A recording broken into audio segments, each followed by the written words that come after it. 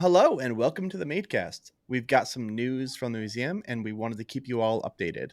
Today we are joined by two wonderful people, Shem, who is the former executive director of the Maid, and Mason Young, the new executive director. Thank you both for joining. Hey, Jed. Thanks for having us. Thanks for having us. So first off, let's start with Shem. You've been the executive director, I think, for 3 years. Can you tell me a little bit about where the museum was at back then and why you decided to take over the role? Yeah, I actually helped pack up the museum at the beginning of the COVID pandemic. We did have, fortunately, some money in the bank to keep us going, but that really only gave us about a 1 to 2 year runway in storage. We tried to do as much as we could during that time in order to make impact, but there wasn't any clear pathway for revenue. And I had started getting involved with a lot of community organizations, and this was after the murder of George Floyd and the subsequent riots and a lot of the anti-Asian violence that was going around in the United States. I looked at where I was as an individual in society and asked the question of what do I know works? What can I do in order to improve the community? And I was thinking, hey, I could open up a cafe and there could be a community space where everybody could come in. This is where people go on dates. This is where people go interview for jobs sometimes. That could be a place that could grow community and make a difference and be a point of optimism amidst this kind of sea of pessimism. So I had actually put together a whole business plan and was trying to look at spaces, but I couldn't really find anybody who could run the day to day because I still have my day job as a software engineer at a big tech company. During this time, I had been bringing out video games to the park, particularly Clinton Park over in Eastlake. I had gotten to see firsthand how video games could bring a community together. A lot of these cultural events to kids, they don't really understand yet why they're so important. Having video games really made these cultural events stand out to them, made them connect to their community, and had them spending time with the elderly folks in their community and with all of these people who they didn't know. Alex Handy, who is the executive director before me and the founder of the museum, looking at all of that, I recall him saying at the park, this is what we need to be doing. We need to be doing more of this. We can't just have the collection sitting in storage. I distinctly recall one meeting where he was just really frustrated. There was no real path out. And I recall him saying, if nobody takes up the mantle of the Maid, then this is all going to Stanford. And Stanford has an amazing collection. And I think that there would be no better place if the Maid had to shutter its doors. We would know that it would be well maintained and cared for. But the question that raises is, particularly when it comes to the field of playable preservation, which is what we do, what's the point of preserving this for the next generation or the generation after that if nobody actually gets to play them, if nobody gets to understand why they were important in the first place? And I kind of thought, one, that it would leave Oakland, a place that actually needs this cultural digital heritage more than many other places in the Bay Area, and also blow that it would put on digital preservation as a field. When Alex ended up asking me, hey, do you want to take that responsibility? It was a better fit than a cafe. It really did end up hitting the need that I thought of connecting to the youth through education.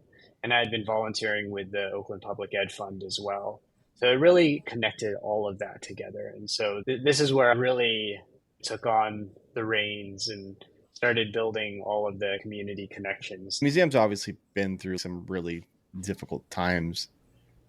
There's been multiple times when it looked like maybe the doors were just going to close forever.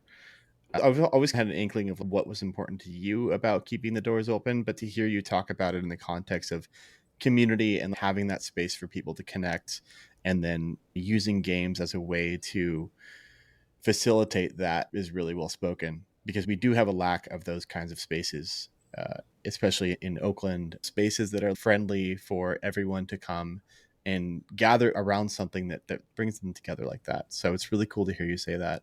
And I agree that this is a better fit for you than a cafe. Yeah, a lot of kids aren't necessarily going out and thinking, oh, what I want to do is grab a coffee with my friends, especially if you're a 10-year-old, right? But if you were to be a 10-year-old and your friend was to come up and say, hey, there's a video game museum, you want to come check it out? The only good answer is absolutely. There's no other answer that I think a 10-year-old would say. And if there's a 10-year-old who does say that, challenge accepted. One of the things I've heard you talk a lot about is this idea of third spaces. My understanding is that a lot of us have work and we have home and we go from one to the other, but it leaves out the possibility of making connections outside of our usual circles and having cafes and bars that exist as a place to meet people that maybe we wouldn't have run into otherwise. And the importance of that in like facilitating community on a small and large scale. Do you have, specifically in Oakland and especially where the museum is located, do you have thoughts about why that's important to Oakland? Oakland is one of the most diverse metropolitan areas in the United States. It's also a refugee city. As a child of refugees, that means a lot to me. I think that there's a experience that you have growing up as a refugee that a lot of people don't really understand. There is a disconnection from the American culture the moment you're born that you have to build your way into. And video games were my pathway into that cultural connection. There was so much that I didn't really understand until I started playing video games and I started pulling them apart. That was my entry into finding a group of friends who were a little bit nerdier and who were really into computers, even the English language itself, learning how to type and learning how to code on a 286 really solidified my language skills. If we're looking at a city that has a highly diverse population that is coming from all of these corners of the world and they're in the middle of huge technological transformation. I don't think that there's I don't think that there is a choice but to have institutions that are nonprofit and that don't shut the door to these individuals, whether they're children or adults. There has to be something that helps them not only get through the cultural and linguistic barriers, but also get through the technological barriers that are coming in at a breakneck pace because of the speed that technology is being adopted, particularly in the Bay Area. Yeah. Yeah. And I want to rope Mason into this a little bit. Mason, can you tell me about how you got started volunteering at the museum and what that process was like for you? Yeah, sure. So I had heard about the Maid pretty much since I had arrived in California in 2016. And I had been meaning to go, and I'd end up on a volunteer list. And around 2023, I saw this awesome email that said, hey, we need helpers for GDC. And so I went and said, how can I help? What can I possibly do to help y'all with GDC? I got super involved, and it was a total blast. During that time when we were preparing to go out for the event, we were all in the space, and I just felt this incredible energy where you can meet all sorts of people and really nerd out about the things that you love. I particularly love video games, music, and everything that it takes surrounding them. I'm an indie hobbyist for making games, and I just love art and music as well. Being in this space where I'm surrounded by different games that I can play and share the stories behind really ignited a passion. So I've been putting tons of time into it. I love it. Yeah, you just hit the ground running when you started volunteering for the Maid. Yeah. Shem, can you tell me what's been going on that you decided to step down and why was Mason the right fit to take over? Yeah, when I joined the museum as the executive director, it was not with the intent that I was going to remain the executive director of the Maid. I had always penciled in about 2 to 3 years as the length of time that I would take in order to get this off the ground. I think it's really important to have faith that you've established enough foundations for somebody to take over. When you find people you can trust deeply to execute on the fundamentals, I think that means the culture is ready to draw people like that. I went through a really terrible bout of this viral infection called Coxsackie virus. It hit me, and it's like literally like your skin feels like it's boiling. You get blisters all over Oh, your hands and jeez. feet. Yeah. And I had that, and it was a huge wake up call that I really wasn't paying attention to my health. I went to my physical therapist, and he said, "Hey, start tracking your calories, start tracking your sleep, all of these kinds of things." And I was doing a terrible job. It was Hmm. going from my software engineering job and then just switching right over to working on the made stuff. And when you think about everything that has to happen in order to run a retail space, making sure that there's a budget, that you're staying on top of the budget, that cash deposits are being made, that all of the operational um, needs are being met. While we did have staff help out with that, a lot of that, anything that kind of slipped through the cracks, is ultimately the responsibility of the executive director. And yeah, and then on top of that, like just growing the museum itself. This is a Yeah. institution that's been dormant for 2 years. And so everybody is figuring out what's the dance between growing and between operating. And that's a really tricky dance. So if you spend all of your time on just thinking about the immediate, then the neighborhood itself, a lot of the businesses were closing down. Even recently, there was a great Vietnamese restaurant that closed down just down the street. It's not just this effort where you just focus on yourself.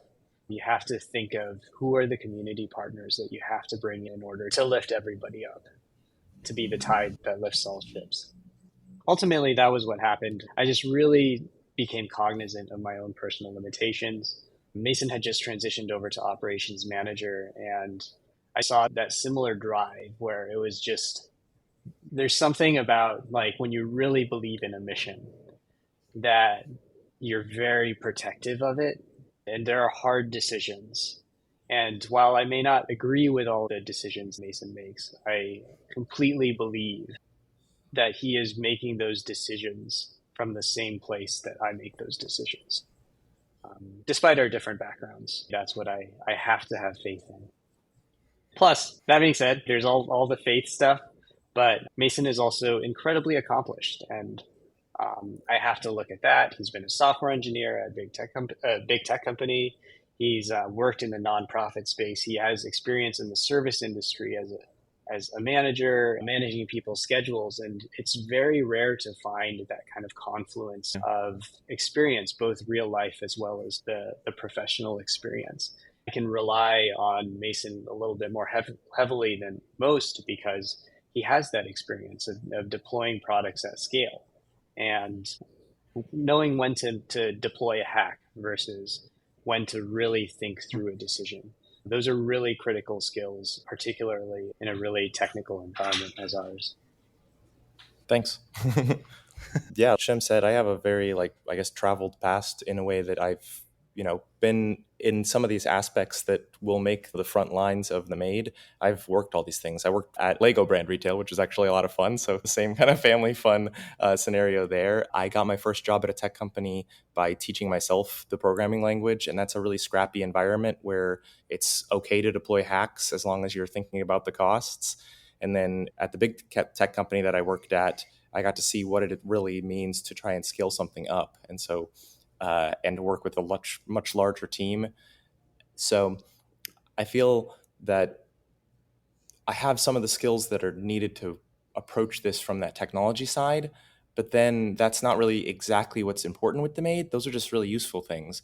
My background with volunteer organizations makes it so that I know what it's like to work in a community where everybody's giving what they have for free and they really just want to be there because of the culture.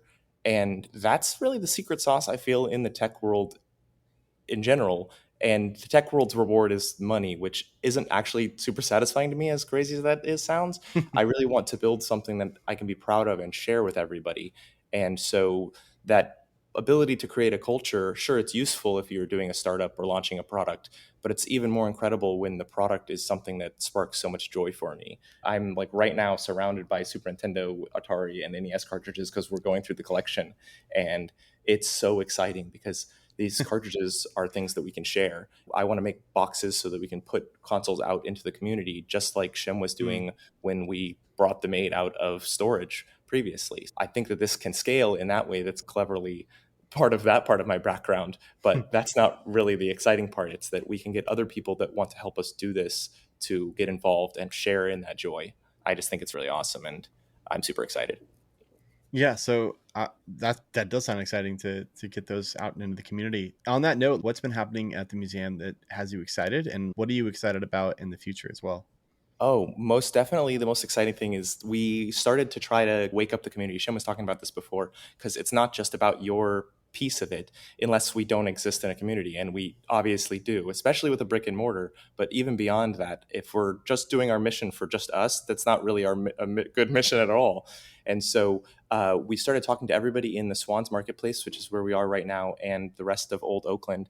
And we are working on a thing called the Friday Crawl. And different businesses have their aspects where they have different things on their menus and so forth, or there's live music. And so we needed some way to contribute to that. So Shem said, hey, Mason, any way that we could pop into this event? What could the Maid do to activate this area on Fridays? And I thought, wow, something I also did in my past. I'm hobbyist game dev and all the different events in the Bay Area. They dwindled down after the pandemic, but they're popping off now too. And I really wanted to be a part of that resurgence of these events. And so we created a showcase where game developers can show off their games. And month after month, we've just been increasing it and cracking it open. And now we're just calling it the showcase, and we're letting any kind of digital artists, local students, local creators showcase what they want to create and what they want to show to their community on this night. And we have this upstairs that we've cleared away. This is another thing Shem accomplished, that actually Shem and everybody that volunteers here, we got our classroom expanded significantly. We need to update the website, which is something I should do like almost immediately, with the pictures that show that our classroom is like 4 times as big as what it was on the loft space. We can have tons of students. And so how are we going to get these students in here? How can we utilize this space? And it's just really exciting because we're putting, I think we had 16 devs and 2 artists last time. And so we're going to try to do something new, which is we used to have a series called Made Forum, and it dwindled down too. We're actually going to have a speaker for that speaker series come at the same time as the showcase so that we can have a speaker, have lots of different artists and creators showing off their games and their art, and get people out to the museum. We're even going to put tables outside so that we can get the people that are walking by to go, oh, hey, what's in there? And so it should be really exciting. Yeah, that event was incredible. Like just like the amount of excitement in the room for people showing off their projects and being able to share and come to a space where they can all come together and be nerdy about the same thing was just so magical. So thank you for putting so much effort into those. It's really been awesome to see. I love that people come and they're like, oh man, I forgot to sign up. Is there any way I can showcase the next one? And I'm like, no, let me get you a table. And so we end up with more people. I don't even get the proper count of how many people showcase their games, because if I have a table space, if I have a little TV on a stand that I can put your game on, I want you to showcase. This is for everybody, and everybody has so much fun seeing what's out there and giving that feedback. And that's really going to grow not just the community, but the products we're making too. So it goes right back into that weird product and community is the key there. So this question is for both of you. What are you most excited about for the future, and what hopes do you have for the future of the museum, and where do you want to see it a year from now or 5 years from now? I'll start this one off because I just worked, when I was still the operations manager, I worked with Shem very closely to fill out a grant for a complete renovation of the space. And whether or not we get that grant, we got to peek into what a future of the museum at a whole nother level would look like and what it would allow us to do. And one of the big features of it was that the whole space was open. And so whether or not we get that grant, I see this future really shortly, like within a year, where we have this whole museum open and you can walk everywhere. Because we had the space that we needed to use to get out of storage, but now we have additional storage off-site. And of course, it's a little bit of a juggle affording that as a nonprofit who has revenue needs. but it's totally worth it because it opens up the space for our classroom. It opens up the space for this huge volunteering event we just had last Saturday where we cataloged 550 new items. And I just can see that in a year, this is going to all add up, right? More items in the collection can be exposed to people that are looking to research them or just wondering, do we have this or do we have that?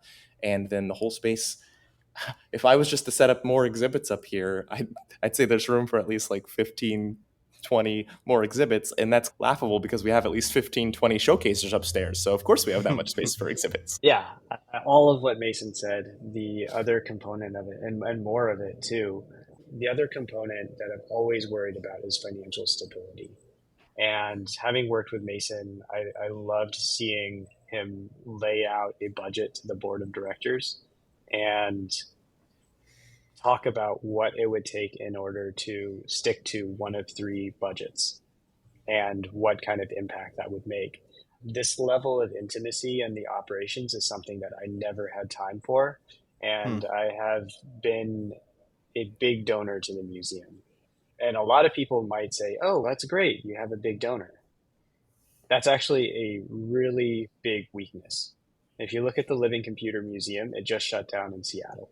And we will have the same fate if we rely on my ability to be a donor. The community needs to know how it can support the museum. And I think that we're finally in a space, we're finally able to show people what specifically it means to support the museum from a financial sense and how much we need in order to get to a point where we can make, where we actually have the funding to make the impact that we're making, and then what we can do in order to scale that impact even greater. And I think that having someone like Mason really show us the way through those three budgets, that's really what's going to help the museum grow in the future. I can piggyback a tiny bit off of that in a way that, yeah, we have the people come into the museum and pay, but we also want to have like as many people in the museum as possible. So small shout out to the fact that you can go to the public library right now here in Oakland and do their reading program, and you can come into the museum totally for free. And this makes it so that if you want to get into the museum, you totally can. But then you can support us by, of course, becoming a member, volunteering, or buying something at our store. And so these things, they can scale to a certain amount, but they do have this definite ceiling that the space will just get really full. And so we need something to make it so that we can still keep on having breathing room to grow. And I think this can really come from events that we can throw. We already do birthday parties and team building events in the space, but it'll be really exciting to get like fundraising events and after hours and kind of these events that you see other museums do to really encourage people to support at a higher level so that we can keep this kind of growth up and not have to hunker down in order to survive. So there's really two ways to play this, or if you heard Shem before, like three ways to play this. That's why I presented so many budgets, is because there's really a lot of ways for us to do this. We could make a big bet, or we could make sure we're going to survive and build from there. And I think we're scrappy enough that landing somewhere in the middle, if not on the other side, is more important, because if we make a big bet and lose what we have already, that would be a catastrophe. But if we work incrementally towards this growth that the museum has had, the entire existence of the museum just stopped because of the pandemic. Now that we've made it through that, adding on it and adding on it, it itself will snowball because that community gets bigger and bigger, and more people, more now than ever, are looking at what we're doing with playable preservation and just video game history in general and realizing how important it is. And since we have this special connection to our community, I think we're completely different than other awesome video game museums all across the country and the world even, because we want you to be a part of this. There's no gate at all. If people want to support the Maid, where should they go? So first come to the Maid, but a lot of people can't do that.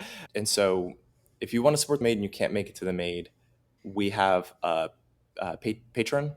I don't know. Are you just supposed to say Patreon? Patreon.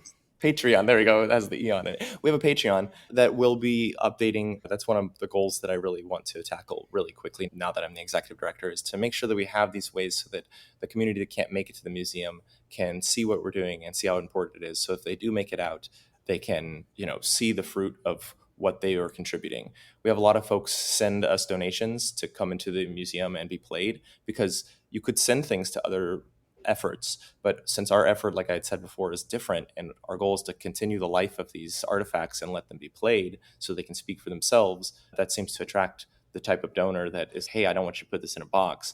I want my favorite game to be played again.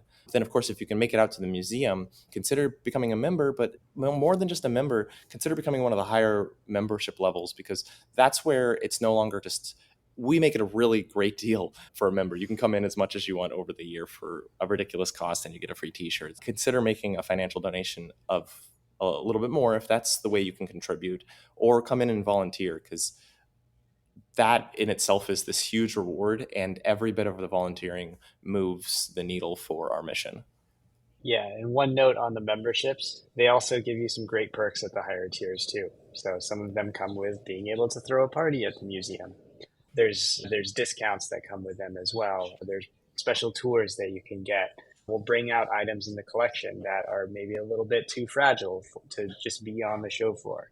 Yeah, so definitely think about those higher tier memberships and the benefits that they confer to the special people who choose to jump on those tiers. Yeah, you guys are awesome. Thank you so much for joining today. Was there anything else you wanted to add? We talked about the First Friday event. That's what I would just mention again, is come out to the showcase. If you're in the area, I think you'd really enjoy it. We have a lot of return, and you can see the progress of their game, and that excitement just builds and builds. We have some art students from the local colleges showing off their sculptures that they did physically with clay and then also modeled afterwards. And so that transformation of the physical medium into the digital medium, it just completely speaks to what we're all about here at the Museum of Art and Digital Entertainment. Come check it out if you can. If not, we're going to be taking lots of pictures, so check them out. Yeah, and I guess a few things that I want to add on. Check out our website to see all of the different programming we have. If you go to, on the top, there's programming, and you'll be able to see that we have indie game dev co-working, we have free Saturday morning classes, we have digital creator hack night, which is not on the website, but it'll be on there soon. Hey, the showcase is barely on the website. So. Yeah, totally. So there's a lot that we do, and I think that even if you can't support us monetarily, be a part of the community.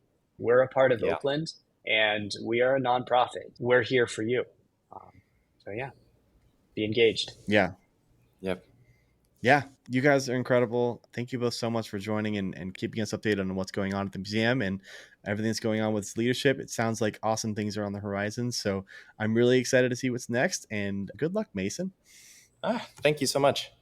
Thanks, Jed. You make me think of the Star Fox. Good luck. Good luck. Thank you for listening to the Museum of Art and Digital Entertainment's official podcast. If you've got any thoughts, questions, corrections, or general museum ideas, shoot us an email at info@themade.org. The museum is located at 921 Washington Street in beautiful downtown Oakland. Our hours are noon to 7 p.m. Wednesdays and Thursdays, 11 a.m. to 9 p.m. Fridays and Saturdays, and 11 a.m. to 7 p.m. on Sundays. Stop by and play some games. We'd like to send a big thank you to everyone who donated recently and to our Patreon supporters who help keep the Made afloat.